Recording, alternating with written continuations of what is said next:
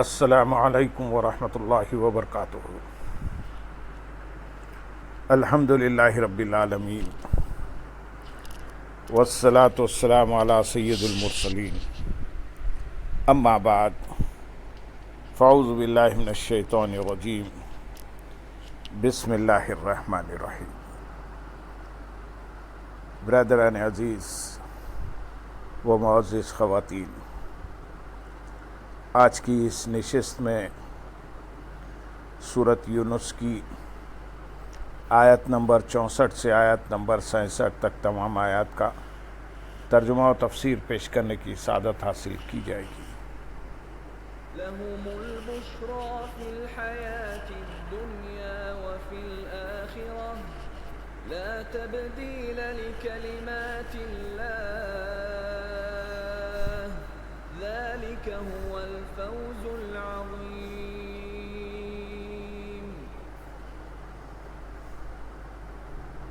ولا يحزنك قولهم إن العزة لله جميعا هو السميع العليم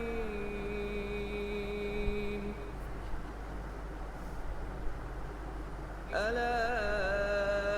إن لله من في السماوات ومن في الأرض وما يتبع الذين يدعون من دون الله شركاء إن يتبعون إلا الظن وإن هم إلا يخرصون هو الذي جعل لكم الليل لتسكنوا فيه والنهار مبصرا إن في ذلك لآيات لقوم يسمعون۔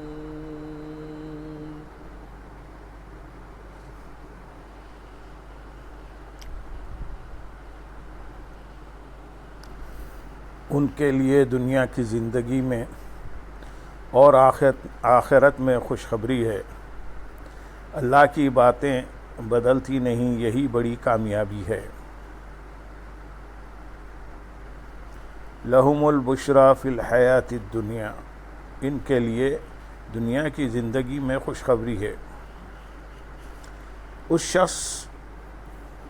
اس خوشخبری سے یا تو وہ مراد ہے جو پرہیزگار ایمانداروں کو قرآن کریم میں جا بجا دی گئی ہے، یا اس سے اچھے خواب مراد ہیں جو مومن دیکھتا ہے یا اس کے لیے دیکھا جاتا ہے، جیسے کہ کثیر احادیث میں وارد ہوا ہے، اور اس کا سبب یہ ہے کہ ولی کا قلب اور اس کی روح دونوں ذکر الہی میں مستغرق رہتے ہیں، تو بوقت خواب اس کے دل میں سوائے ذکر و معرفت الہی کے اور کچھ نہیں ہوتا۔ اس لیے ولی جب خواب دیکھتا ہے تو اس کا خواب حق اور اللہ تعالیٰ کی طرف سے اس کے حق میں بشارت ہوتی ہے۔ بعض مفسرین نے اس بشارت سے دنیا کی نیک نامی بھی مراد لی ہے، جیسا کہ مسلم شریف کی حدیث میں کہ سرکار دو عالم صلی اللہ علیہ وسلم نے سے عرض کیا گیا، اس شخص کے لیے کیا ارشاد فرماتے ہیں جو نیک عمل کرتا ہے اور لوگ اس کی تعریف کرتے ہیں؟ آپ صلی اللہ علیہ وسلم نے فرمایا، یہ مومن کے لیے جلد خوشخبری ہے۔ علماء فرماتے ہیں کہ یہ بشارت عاجلہ یعنی جلد خوشخبری رضا الہی اور اللہ تعالیٰ کی محبت فرمانے اور خلق کے دل میں محبت ڈال دینے کی دلیل ہے، جیسا کہ حدیث شریف میں آیا ہے کہ اس کو زمین میں مقبول کر دیا جاتا ہے۔ حضرت قتادہ رضی اللہ تعالیٰ عنہ نے فرمایا کہ ملائکہ مومن کو اس کی موت کے وقت اللہ تعالیٰ کی طرف سے بشارت دیتے ہیں۔ حضرت عطا رحمۃ اللہ علیہ کا قول ہے کہ دنیا کی بشارت تو وہ ہے جو ملائکہ موت کے وقت سناتے ہیں، اور آخرت کی بشارت وہ ہے جو مومن کو جان نکلنے کے بعد سنائی جاتی ہے کہ اس سے اللہ تعالیٰ راضی ہے۔ یہاں آیت کی مناسبت سے اولیاء اکرام کے فضائل پر مشتمل چند احادیث بیان کیے جائیں گے۔ نمبر 1، حضرت ابو ہریرہ رضی اللہ تعالیٰ عنہ سے روایت ہے، حضور اقدس صلی اللہ علیہ وسلم نے ارشاد فرمایا کہ اللہ تعالیٰ نے فرمایا، جو میرے کسی ولی سے دشمنی کرے اس سے میں نے لڑائی کا اعلان کر دیا، اور میرا بندہ کسی شے سے میرا اس قدر قرب حاصل نہیں کرتا جتنا فرائض سے کرتا ہے، اور میرا بندہ نوافل کے ذریعے سے ہمیشہ قرب حاصل کرتا رہتا ہے، یہاں تک کہ میں اسے محبوب بنا لیتا ہوں، اور جب اس سے محبت کرنے لگتا ہوں تو میں اس کے کان بن جاتا ہوں جس سے وہ سنتا ہے، اور میں اس کی آنکھ بن جاتا ہوں جس سے وہ دیکھتا ہے، اور اس کا ہاتھ بن جاتا ہوں جس کے ساتھ وہ پکڑتا ہے، اور اس کا پیر بن جاتا ہوں جس کے ساتھ وہ چلتا ہے، اور اگر وہ مجھ سے سوال کرے تو اسے دوں گا، اور پناہ مانگے تو پناہ دوں گا۔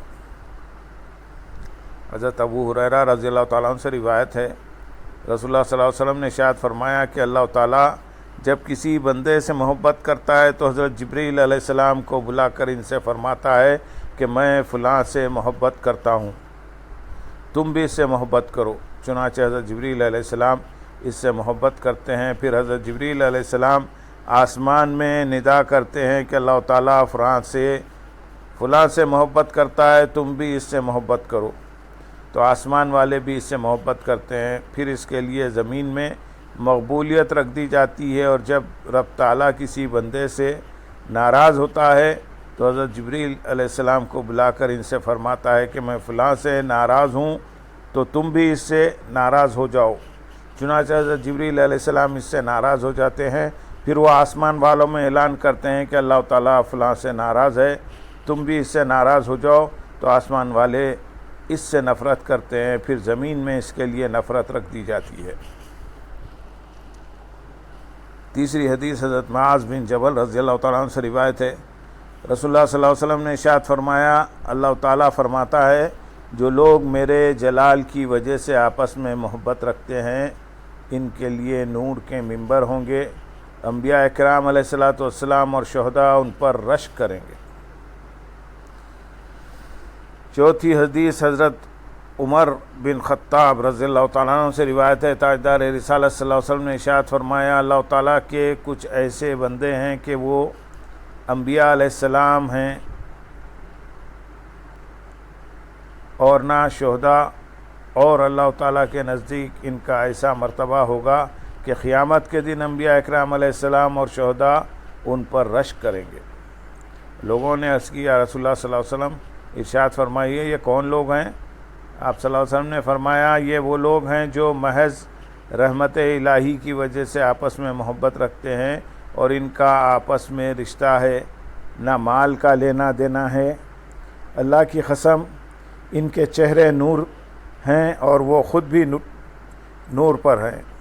جب لوگ خوف میں ہوں گے اس وقت انہیں خوف نہیں ہوگا، اور جب دوسرے غم میں ہوں گے تو یہ غمگین نہ ہوں گے۔ اور حضور پرنور صلی اللہ علیہ وسلم نے یہ آیت پڑھی، الا ان اولیاء اللہ لا خوف علیہم ولا هم یحزنون، سن لو بے شک اللہ کے ولیوں پر نہ کچھ خوف ہوگا اور نہ وہ غمگین ہوں گے۔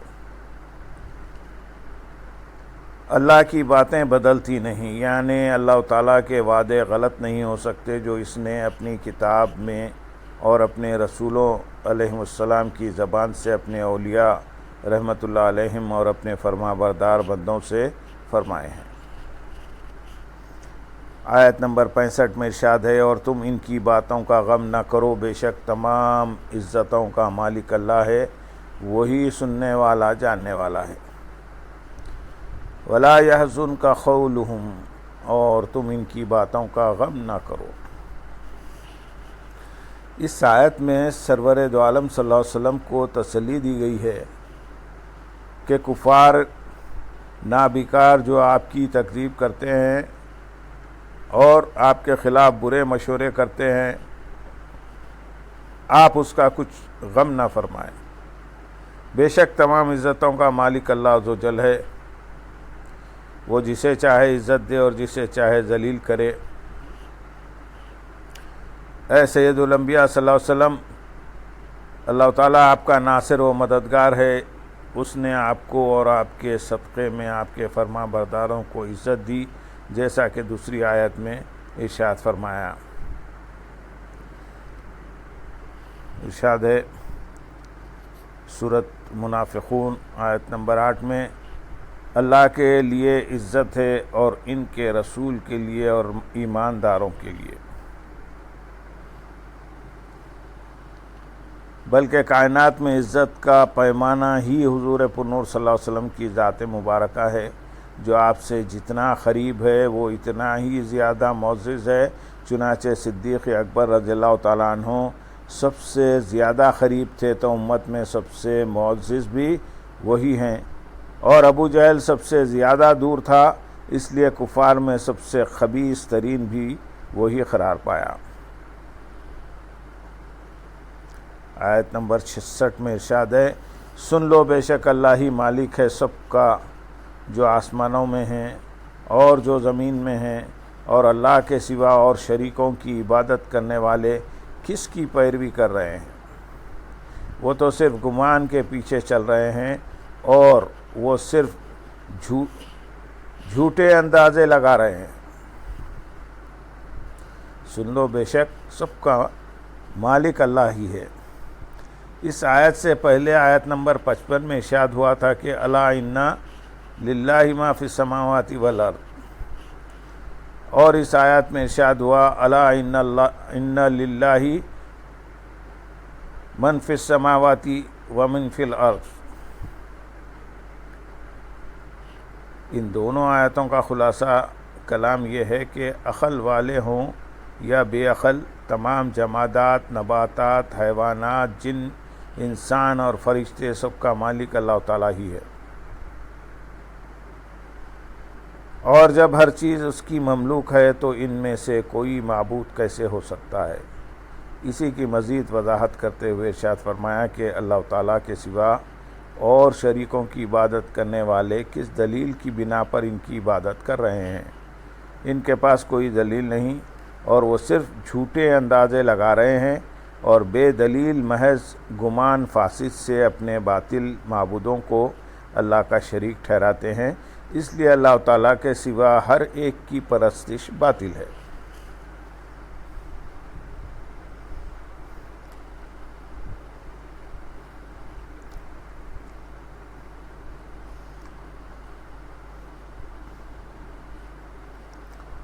یہ توحید کی ایک عمدہ دلیل ہے، اور اس کے بعد اللہ تعالیٰ اپنی قدرت و نعمت کا اظہار فرماتے ہیں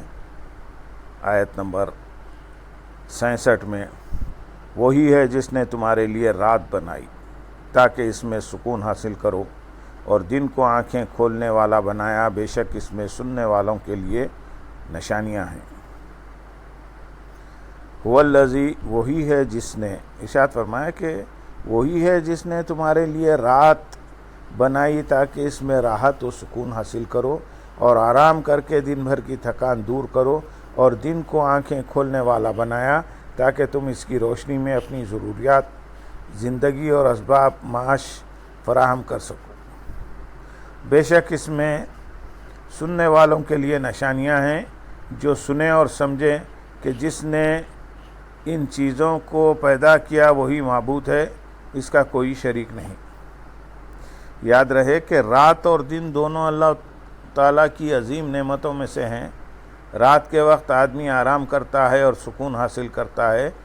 گزشتہ دن کی تھکاوٹ اتارتا ہے، اور اگلے دن کے لیے چاق و چوبند ہو جاتا ہے، اور دن کے وقت آدمی ہزاروں کام سر انجام دیتا ہے، دنیا بھر کے کام کرتا ہے، اور اس کے ساتھ دن کی روشنی سے بھی راحت و آرام پاتا ہے۔ دن یا رات میں سے کوئی ایک ختم ہو جائے تو زندگی نہایت کٹھن ہو جائے۔ اگر دن ختم ہو جائے اور ہمیشہ رات ہی رہے تو زمین پر کچھ کھانے کو نہ اگ سکے گا، اور سردی کی شدت بڑھتے بڑھتے انسان ہلاک ہو جائے، اور اگر رات ختم ہو جائے اور ہمیشہ دن ہی رہے تو فصلیں سورج کی تمازت سے جل جائیں، اور لوگوں کا راحت و آرام چھن جائے۔ الغرض رات اور دن دونوں ہی اللہ تعالیٰ کی نعمت ہیں، اور نعمتوں کی اہمیت کا صحیح اندازہ ان ممالک میں رہنے سے ہو سکتا ہے جہاں کئی مہینے دن یا کئی مہینے رات رہتی ہے۔ اللہم صلی علی سیدنا محمد وعلی آل سیدنا محمد وبارک وسلم، وآخر دعوانا ان الحمدللہ رب العالمین۔